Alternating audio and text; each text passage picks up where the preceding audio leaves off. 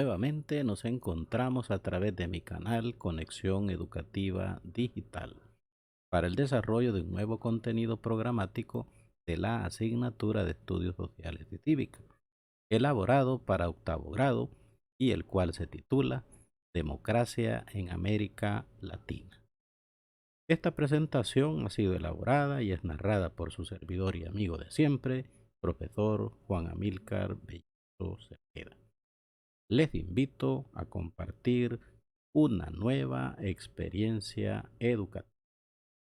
Estamos nuevamente, como dijimos anteriormente, a través de mi canal Conexión Educativa Digital para el desarrollo de un nuevo contenido virtual desarrollado para octavo grado. Vamos a estar hablando de un tema muy importante para las realidades presentes y futuras de los países de América Latina, cuál es sus procesos democráticos. Sabida cuenta es de que América Latina vivió situaciones difíciles, dramáticas, en lo que a sus procesos democráticos respecta. Muchos de los países latinoamericanos, si no la mayoría, vivieron o pasaron por crueles dictaduras militares a mediados de la década de los 70 y buena parte de la década. En consonancia con la doctrina de la seguridad nacional emitida por Estados Unidos, nuestra región vio situaciones de violaciones permanentes a los derechos humanos, a los derechos políticos, los derechos económicos de las poblaciones respectivas de cada país. La transición del autoritarismo a la democracia no ha sido fácil. Se ha construido sobre la base de mucha sangre, de mucho sufrimiento, de mucha destrucción, y ello pues demanda que las nuevas generaciones se esmeren y se preocupen y que perfeccionen en la medida de lo posible las democracias que no con pocos problemas queremos empezar a vivir en los países cercanos del presente siglo XX.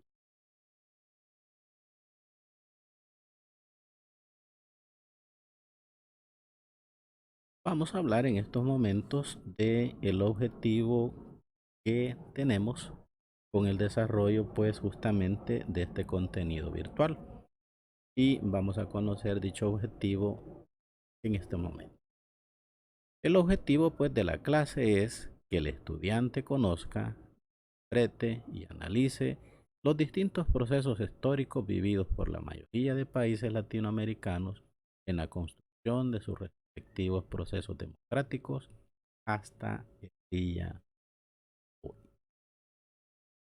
Y ya entrando de lleno a lo que es nuestra presentación, vamos a ver una línea de tiempo en la cual pues se toca el aspecto referido a la incorporación de las masas a las democracias electorales en América. La figura que vemos en pantalla pues muestra cómo los países de América Latina cuentan con procesos electorales más democráticos en las últimas 3 décadas, lo cual es una noticia excelente. Pero la pregunta que viene a cuenta es si eso es suficiente para avanzar y garantizar el desarrollo de los pueblos y el bienestar social de la.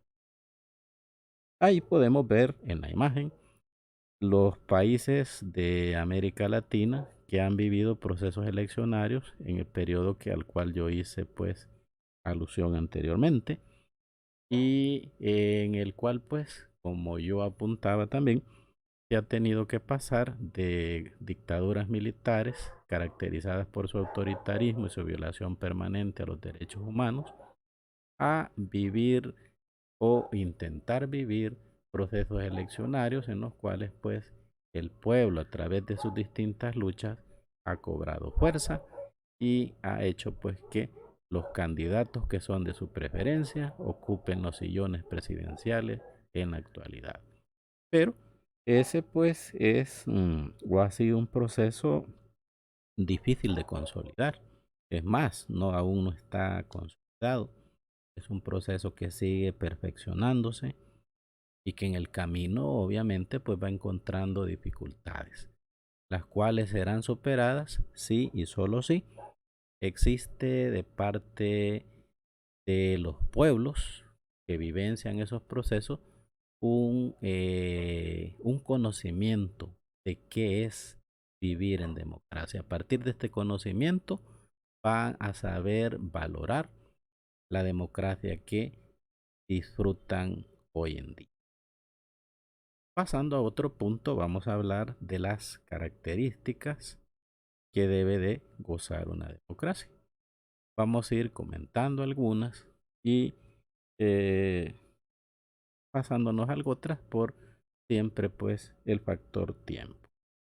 Tenemos que una característica que no debe de faltar en una democracia es que debe existir respeto por los derechos humanos, los cuales están consagrados por la Organización de las Naciones Unidas. Recordemos que la ONU, en su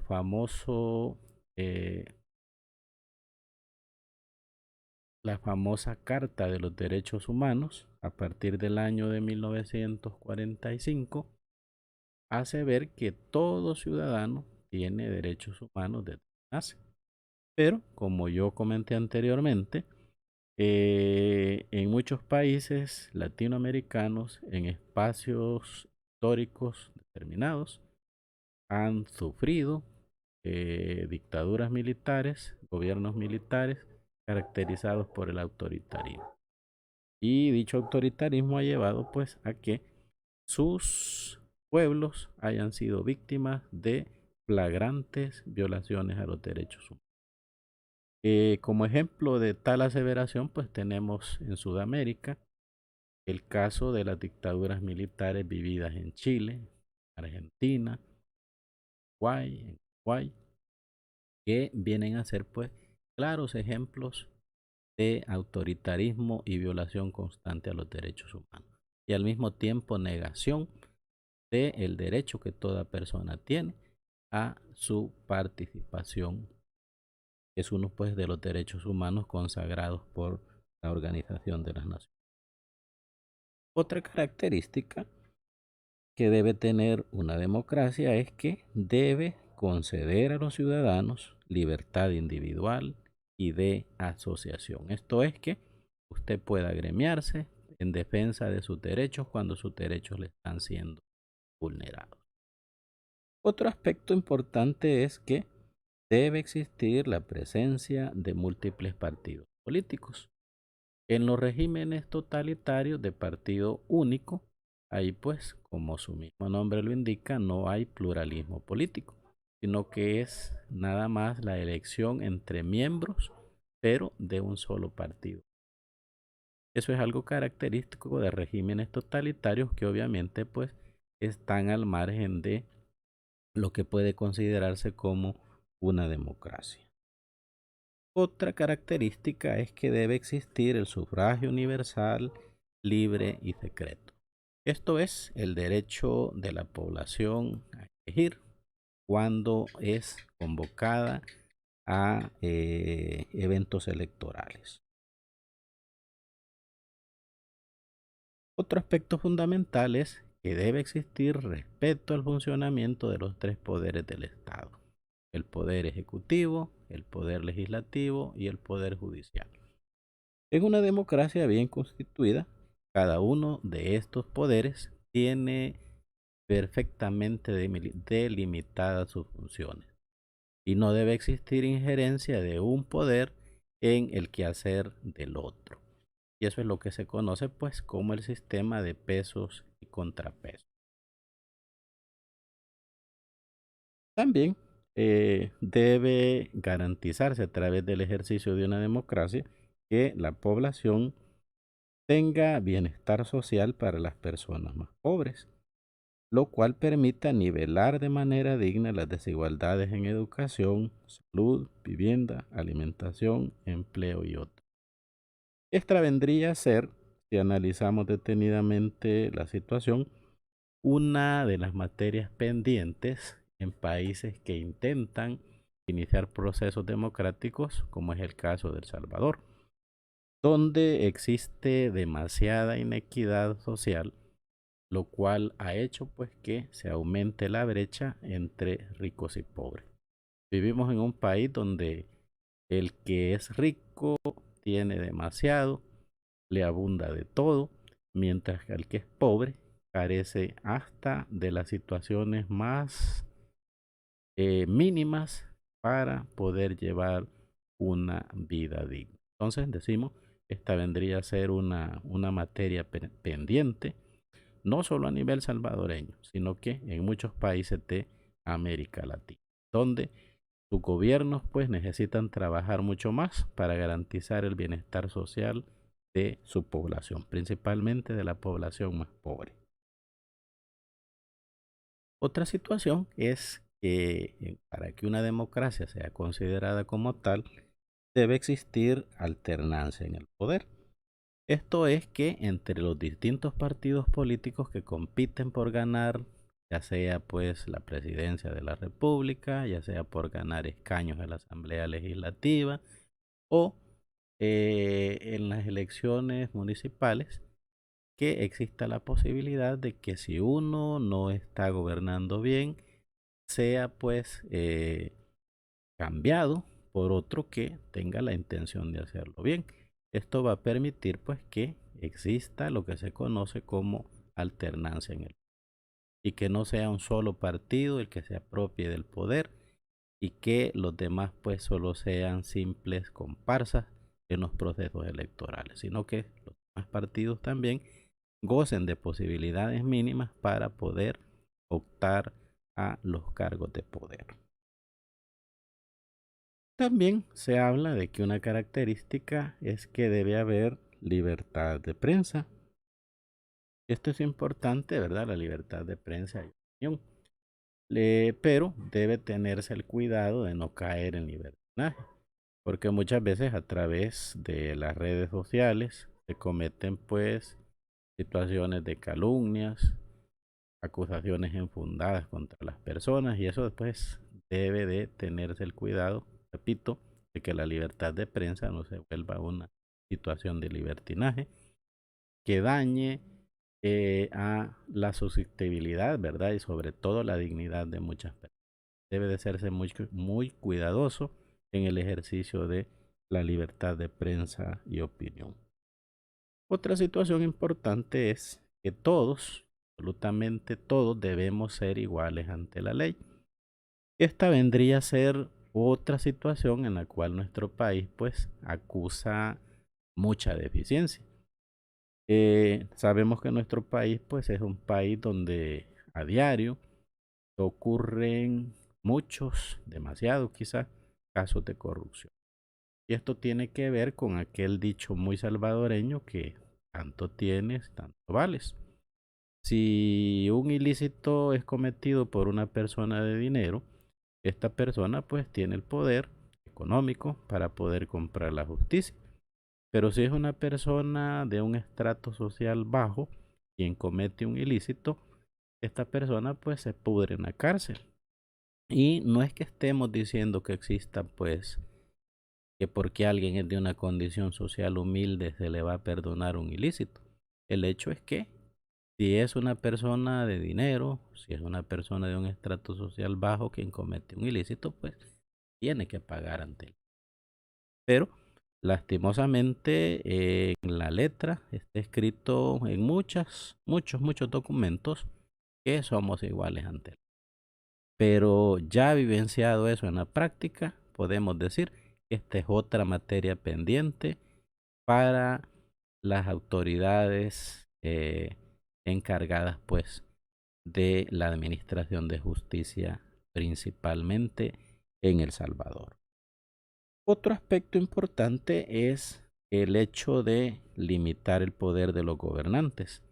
Esto encaminado precisamente a que los gobernantes no se vuelvan déspotas, que ejerzan el poder de mala manera, que abusen del poder, ¿verdad? Porque yo decía, en nuestros países han vivido procesos autoritarios eh, históricamente pues de muchos años y es obvio que esos vestigios pues aún hoy en día prevalezcan en algunas personas que quieren pues a través del poder que tienen ejercer abusos en contra de la población, lo cual debe de ser limitado a través pues de cuerpos de leyes. Otro aspecto es el apego al Estado de Derecho, el cual debe estar consagrado en la constitución política de cada país. Este hecho, ¿verdad?, de que los ciudadanos se apeguen y respeten y observen la ley es un factor importante porque esto permite la convivencia pacífica entre los distintos actores de un país. Y finalmente tenemos que debe de darse mayores y mejores espacios de participación a la ciudadanía. La ciudadanía pues debe de ejercer sus derechos, debe de ejercer y tener, ¿verdad?, sus espacios para poder manifestarse cuando una ley afecte pues sus intereses y poderlo manifestar sin tener el temor de ser reprimido por ello. A partir de la firma de los acuerdos de paz, el cese del conflicto armado en nuestro país generó la oportunidad de ser más democráticos, con mayor apertura política y la vigilancia de los derechos humanos por instancias internacionales y nacionales. Vamos a continuar el desarrollo de la presentación y vamos a observar una imagen en la cual vamos a tener la ocasión de ver los países más y menos democráticos. El índice de democracia es una clasificación hecha por la unidad de inteligencia de The Economist, en la que se determina el rango de democracia en 167 países. The Economist basa los resultados en 60 indicadores y 5 categorías: proceso electoral y pluralismo, libertades civiles, funcionamiento del gobierno, participación política y cultura política. Según la puntuación obtenida, se ubica a los países de acuerdo pues a los colores que nosotros podemos apreciar en el mapa. Ciertos países son clasificados como países con una democracia plena. Ahí podemos observar en el mapa qué color corresponde a esos países. Hay otro grupo de países que están clasificados como países con democracia deficiente. En ese rubro es abarcado nuestro país. Otro grupo de países es ubicado dentro de lo que se denomina como regímenes híbridos y están los países que aún a día de ahora sufren o padecen de regímenes autoritarios. Observando el mapa, pues podemos ver esas distintas situaciones que el periódico The Economist toma pues el trabajo de clasificar, y a través de esa clasificación, de ese estudio, se determina qué países son más democráticos y qué países son menos democráticos. Según el informe del año 2019, la región con resultados peores respecto a la edición pasada ha sido justamente América Latina, con un descenso de 0.11 puntos hasta alcanzar los 6.13. En el estudio solo se considera que existen 22 democracias plenas en todo el mundo, entre las que se encuentran los países hispanohablantes de Uruguay en el puesto 15 con 8.38, España en el puesto 16 con 8.29, Costa Rica en el 19 con 8.13 puntos y Chile en el 21 con 8.08 puntos. Entonces, ahí podemos ver sobre la situación que hemos estado pues planteando acerca de cómo es que se efectúa esta clasificación y cómo es que se llega a la conclusión de saber qué países son más o menos democráticos que otros alrededor del mundo. Y ahí escuchamos que hay ciertos países latinoamericanos que están dentro del rubro de los países considerados que viven una democracia plena. Y ahí los hemos mencionado anteriormente, pero es importante ver pues que también la región ha sido, de acuerdo al informe del año 2019, quien más retrocesos ha tenido en los procesos democráticos alrededor. Proseguimos con el desarrollo de nuestra presentación y vamos a continuación a ver una línea de tiempo sobre los distintos procesos eleccionarios vividos en El Salvador en el periodo comprendido entre 1982 y el año 2021. Continuando con el desarrollo de este contenido virtual en el cual estamos abordando la situación sobre los aspectos que definen si un país es democrático o no, vamos a auxiliarnos de una línea de tiempo a través de la cual vamos a poder ver los distintos procesos eleccionarios que han habido en nuestro país desde el año 1982 hasta el presente año 2021.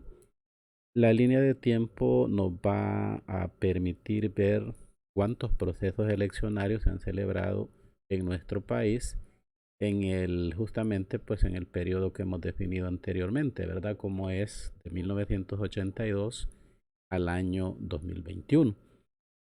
A través de esta línea de tiempo pretendo, número uno, visualizar las diferentes elecciones o procesos eleccionarios a los cuales ha sido convocado la población de nuestro país.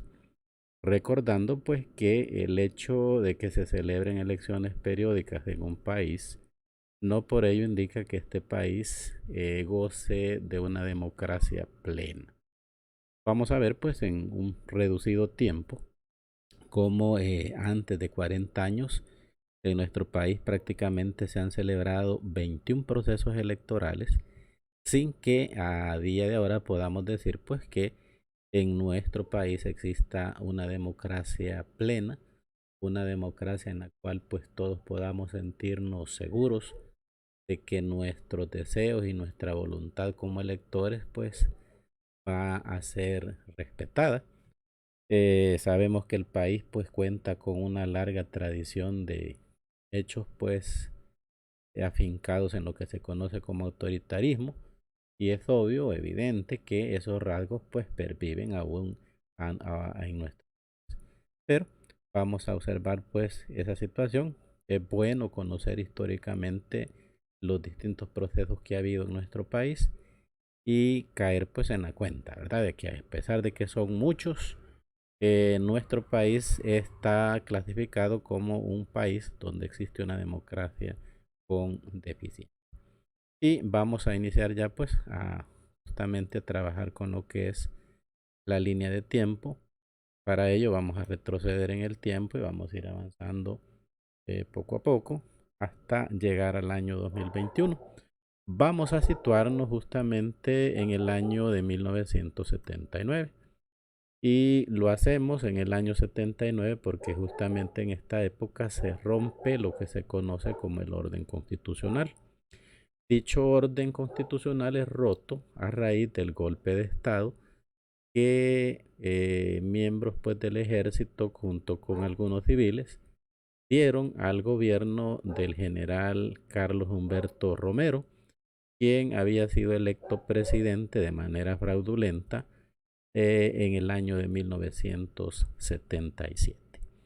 El señor general Carlos Humberto Romero era pues representante del partido oficial de aquella época, como era el Partido de Conciliación Nacional.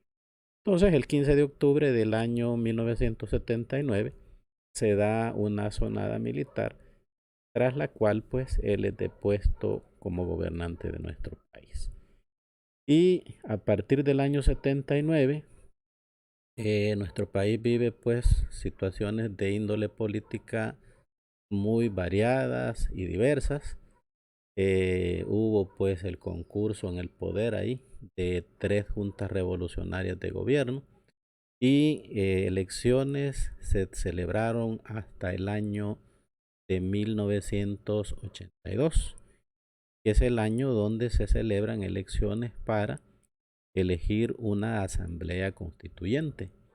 Dicha asamblea pues fue la que redactó, aprobó la actual constitución política que rige en nuestro país. Entonces, ahí vemos cómo desde el año 79 hasta el año 82 que se vuelve pues a constituir lo que es el orden constitucional en El Salvador. Y se hace justamente pues a través de la elaboración, de la creación, de la aprobación de la Asamblea Constituyente de aquella época, de la Constitución pues que nos rige, decía yo, ya hasta nuestros días, la cual lógicamente pues ha sufrido transformaciones y en la actualidad continúa siendo objeto de estudio debido a que ya de alguna manera algunas fases de ella, algunas partes de ella van quedando pues anacrónicas y es necesario pues irlas poniendo con el tiempo en el cual vivimos, e irla actualizando. Entonces ahí vemos como desde el año 79 es hasta el 82 que nuestro país vuelve a constituirse en un país pues con un orden constitucional a través de la celebración de las elecciones que dan surgimiento a la Asamblea Constituyente y esta al mismo tiempo, decía yo, es la encargada de redactar y aprobar la actual constitución política de nuestro país. Siguiendo pues con el estudio de los procesos eleccionarios de nuestro país, las siguientes elecciones, luego de las celebradas en el año 82, son del 1984, donde se busca a través de una elección presidencial definir desde el año 77, que se celebraron las elecciones que dieron origen al gobierno del general Romero, no se habían celebrado elecciones presidenciales hasta el año de 1984. Los máximos contendientes a la presidencia de aquella época eran pues José Napoleón Duarte, que finalmente pues ganó la presidencia representando el Partido Demócrata Cristiano, y su adversario más inmediato era el mayor Roberto Dawison Arrieta, que era el candidato de la Alianza Republicana Nacionalista, conocida por el acrónimo de ARENA. Avanzando en el tiempo, tenemos que un año después de las elecciones presidenciales de 1984, justamente para el año 85, nuevamente pues El Salvador celebra un proceso eleccionario de diputados a la asamblea ya no constituyente, sino que a partir de este periodo se conoce ya pues como asamblea legislativa y también se eligen pues los consejos municipales de todos los municipios que comprenden nuestro país. Luego, para el año de 1988, nuevamente se convoca al pueblo a participar en elecciones legislativas y municipales. Y es un año después, en el año de 1989, cuando se da otra elección presidencial y se da el traspaso de mando de una manera pues democrática. Primera pues de las pocas veces, ¿verdad?, en que un presidente traslada el poder a otro presidente electo y la presidencia en el año 89 la gana el licenciado Alfredo Cristiani como representante del partido Alianza Republicana Nacionalista. Y para el año de 1991 nuevamente el país vive un proceso eleccionario en lo que respecta pues a la elección de una nueva asamblea legislativa y nuevos consejos municipales. Para el año de 1994 nuevamente se convocan a elecciones. Ahí vemos que esta elección está marcada, yo le he marcado ahí con un asterisco. Vemos que en ese año se celebraron elecciones presidenciales, legislativas y municipales. Este acontecimiento de coincidir la elección del presidente, de diputados y de alcaldes es algo que en nuestro sistema democrático ocurre cada 15 años. La elección de 1994 fue ganada por el doctor Armando Calderón Sol, que pues de esta manera se convirtió en el segundo presidente arenero. Y para el año 94 es la primera elección presidencial y de todo tipo, en la cual ya participa el ex movimiento guerrillero Frente Farabundo Martí para la Liberación Nacional, conocido por las siglas de FMLN, quien había firmado 2 años antes un acuerdo de paz a través del cual pues se le puso fin de manera negociada y de manera política al conflicto salvadoreño que se extendió desde 1980 hasta 1992. Entonces, ahí vemos cómo las elecciones del 94 fueron elecciones trascendentales por el hecho pues de que marcan el acontecimiento de que se elige presidente, se eligen diputados y se eligen alcaldes, situación que como apunté anteriormente ocurre o se da cada 15 años en el país. Eso por una parte. Y por otra parte, pues la situación referente a la primera participación política, ya como partido político, de la exguerrilla integrada en el FMLN. Y avanzando en el tiempo, llegamos a justamente el año 1997, donde se celebran elecciones legislativas y municipales. Esta elección reúne la particularidad de que el partido FMLN, en su segunda participación como partido político, comienza a tomar auge, comienza a tomar fuerza entre los electores de las ciudades más importantes de El Salvador. Las elecciones del 1997 arrojaron los primeros resultados positivos para el partido de izquierda. Pero avanzando en el tiempo, llegamos a las elecciones del año 1999. Estas elecciones fueron elecciones presidenciales y acá pues se eligió al tercer presidente arenero y esa pues situación recayó en la figura del licenciado Francisco Flores, quien obtuvo la presidencia a partir del año 1979. Y continuando pues el avance en nuestra línea de tiempo, llegamos a el año 2000, en el cual también se celebran elecciones legislativas y municipales. Y nuevamente pues el partido de izquierda continuó tomando fuerza y en este año pues gana la alcaldía de San Salvador. Luego tenemos las elecciones también legislativas y municipales celebradas en el año 2000, ya pues elecciones del nuevo siglo. Y en el año 2004 nuevamente pues hay una elección presidencial. En esta ocasión el ganador pues de la presidencia fue un famoso pues locutor de aquella época, conocido como Tony Saca, pero pues de nombre de pila Elías Antonio Saca, representando al partido Arena. Se constituye pues en el cuarto presidente de este partido de manera consecutiva en ganar las elecciones presidenciales en nuestro país. Continuamos nuestro avance en el tiempo, llegamos a las elecciones del año 2006, las cuales también pues son elecciones de diputados y consejos municipales. Luego tenemos que para el año 2009, habíamos dicho que en el año 94 se celebraron elecciones presidenciales, legislativas y municipales.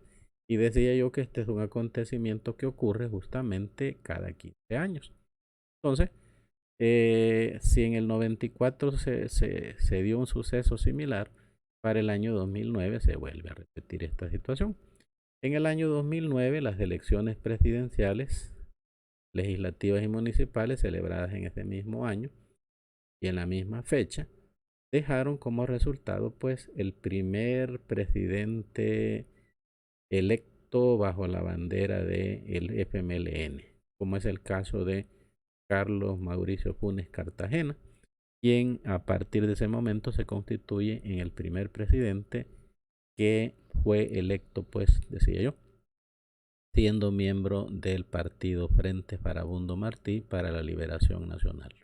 Pero, ¿verdad? Amén de eso, también tenemos que se eligieron diputados y representantes de los consejos municipales. Luego, en el año 2012, nuevamente el pueblo es convocado a la elección de diputados y consejos municipales, que sabemos que este acontecimiento se repite cada 3 años. Luego está que para el año 2014 se da en nuestro país una nueva elección de tipo presidencial, la cual es ganada por el profesor Salvador Sánchez Serén, quien se convierte de esta forma en el segundo presidente electo bajo la bandera de la extinta guerrilla del Frente Farabundo Martí para la Liberación Nacional. Y llegamos al año 2015, un año después, en el año en el que se celebran elecciones legislativas y municipales en nuestro país. Luego, para el año 2018, ya un poco pues más cercanos en el tiempo, en El Salvador pues ocurren elecciones legislativas y municipales, justamente un año de que se elija nuevo presidente, que es lo que vemos a continuación. Situación que se da en el año 2019. Se celebran nuevamente elecciones presidenciales, las cuales son pues ganadas por el actual presidente de El Salvador, Nayib Armando Bukele Ortiz, quien ha sido elegido para pues a partir de ese momento desempeñar el cargo de presidente constitucional de la República de El Salvador por deseo popular. Lo favoreció pues la población dándole su voto y es de esa manera como él se erige en presidente de nuestro país. Y más reciente tenemos las elecciones legislativas y municipales celebradas el 28 de febrero del presente año, en la cual pues se da una nueva constitución en lo que respecta a la cantidad de diputados. El partido del presidente de la República logra tener mayoría absoluta en la Asamblea Legislativa, lo cual pues en teoría le va a permitir gobernar de una manera más expedita, luego de haber sufrido pues confrontaciones fuertes con la anterior legislatura con la cual le tocó trabajar y que por situaciones de índole política pues se vio sometido a boicots, pudiéramos decir, a complots en contra del trabajo pues que el ejecutivo pretendía realizar justamente en el marco de la pandemia por COVID-19 que afecta al mundo aún en nuestros días y que obviamente El Salvador pues no ha sido la excepción. Entonces hemos tenido la ocasión de hacer este recorrido histórico, ¿verdad?, para ver cuántos procesos eleccionarios y de qué tipo se han vivido desde 1982 hasta nuestros días en El Salvador. Y enfatizando siempre que el hecho de que existan elecciones periódicas en un país no necesariamente indican que ese país viva en una auténtica y plena democracia, que es lo que hemos tratado pues de demostrar a través de este recorrido histórico hecho mediante la línea de tiempo que hemos presentado en este momento. Bien, prosiguiendo con el desarrollo de la presentación, vamos a tener la ocasión de ver o hablar, ¿verdad?, de la participación ciudadana y la democracia. Una característica significativa de la democracia es la participación ciudadana, que es toda estrategia orientada a promover o potenciar la incidencia e implicación de la ciudadanía en las políticas públicas. Ser ciudadana o ciudadano significa poseer un sentimiento de pertenencia a una comunidad política y obtener un reconocimiento de esa comunidad a la que se pertenece. Por ello, desde una visión más amplia y partiendo del goce de los derechos, la juventud debe ganar reconocimiento y protagonismo, lo que implica participar, proponer e incidir en un debate público y en la toma de decisiones. Debe participar responsable y críticamente en espacios escolares y comunitarios de participación ciudadana, pues esa práctica implica tanto ejercicio político como proceso de construcción ciudadana. Sin embargo, en El Salvador, la condición de ciudadanía se adquiere constitucionalmente a partir de los 18 años. Esto no significa que la ciudadanía sea un concepto acabado, sino que es un concepto en construcción, puesto que ser menor de edad no limita a una persona adolescente en su ejercicio político, en su centro educativo o a ejercer su derecho a la participación. Y ahí hemos pues hecho una pequeña reflexión sobre la participación que debe de tener la ciudadanía en la construcción de procesos y de ámbitos democráticos. Pasemos ahora a ver algunas de las formas de participación ciudadana, las cuales dos es urgente que se implementen en nuestro país, pero que lastimosamente pues no son figuras que estén concebidas dentro de la Constitución. Hablamos de las figuras de el referéndum y lo que es el plebiscito. Pero yendo por partes, pues hablemos un poco de una forma de participación ciudadana que sí se tiene en nuestro país. Y me estoy refiriendo a los cabildos abiertos. Un cabildo abierto es un mecanismo de participación para que los ciudadanos ejerzan su soberanía. El cabildo abierto es la reunión pública de los consejos distritales, municipales o de las juntas administradoras locales, en la cual los habitantes pueden participar directamente con el fin de discutir asuntos de interés para la comunidad. Y hablábamos del referéndum, que es necesario en nuestro país porque es una forma de participación que no tenemos. Un referéndum es un mecanismo legal, el cual permite a la población ratificar o rechazar ciertas resoluciones de un gobierno.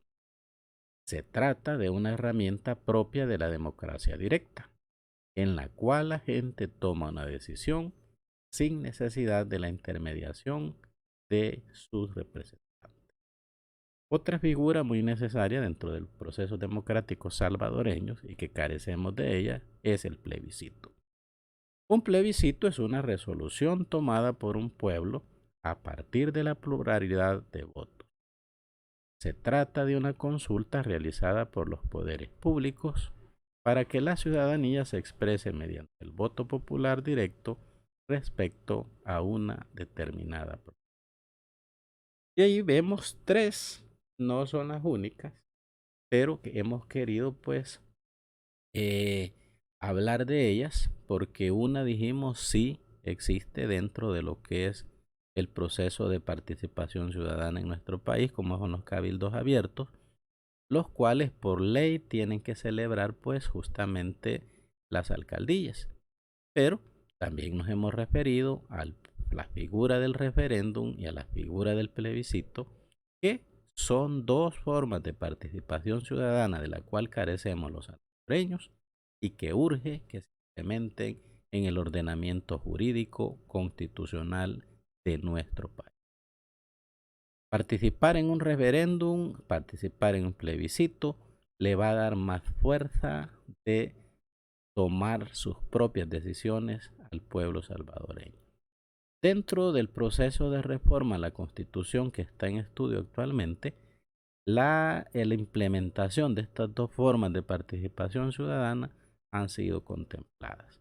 Ojalá que una vez se decidan qué procesos de reforma se llevarán en la Constitución, ojalá que se implemente pues la figura del referéndum y plebiscito como forma de consulta popular en nuestro país.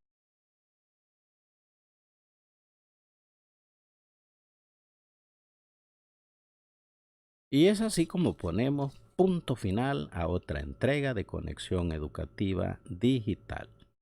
No nos despedimos sin antes brindar nuestros sinceros agradecimientos a quienes están pendientes del desarrollo de estos contenidos educativos.